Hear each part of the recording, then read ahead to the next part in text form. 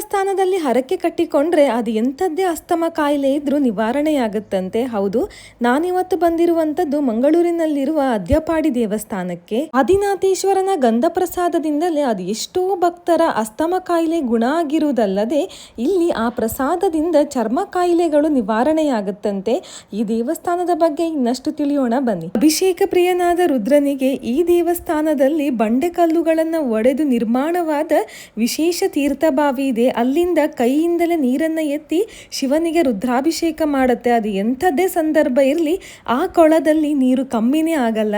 ಈ ದೇವಸ್ಥಾನವು ನೀರಿನಿಂದ ಆವೃತಗೊಂಡಿದ್ದು ದೇವಸ್ಥಾನದ ಎದುರುಗಡೆ ಕೆರೆಗಳನ್ನ ಕಾಣಬಹುದು. ಹಾಗೆಯೇ ಈ ದೇವಸ್ಥಾನದಲ್ಲಿರುವಂತಹ ಲಿಂಗವು ಶ್ರೀ ಆದಿನಾಥೇಶ್ವರ ದೇವಸ್ಥಾನದ ಮೂಲ ಸ್ಥಾನವಾಗಿರುವಂತಹ ಸ್ಥಳದಲ್ಲಿ ಹುತ್ತದ ಹಿಂದುಗಡೆ ಗೋಳಾಕಾರದ ಒಂದು ಬಂಡೆಯ ಆಕೃತಿಯಂತಿದೆ. ಶಿವಲಿಂಗವು ಅಲ್ಲಿಂದವೇ ಬಂದು ಇಲ್ಲಿಗೆ ಪ್ರತಿಷ್ಠಾಪನೆ ಆಗಿದೆ ಅಂತ ಕೂಡ ತಿಳಿಸಲಾಗುತ್ತೆ.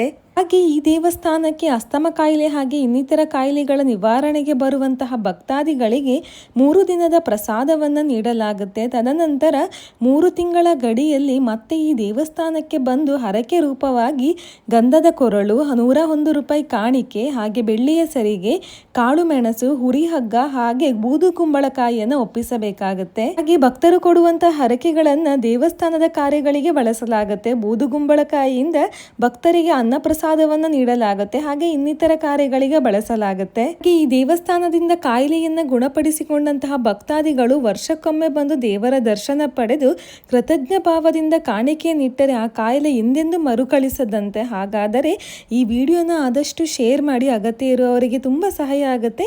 ಇಂಥದೇ ಧಾರ್ಮಿಕ ವಿಷಯಗೋಸ್ಕರ ನನ್ನ ಚಾನಲ್ನ ಫಾಲೋ ಮಾಡಿ. ಧನ್ಯವಾದ.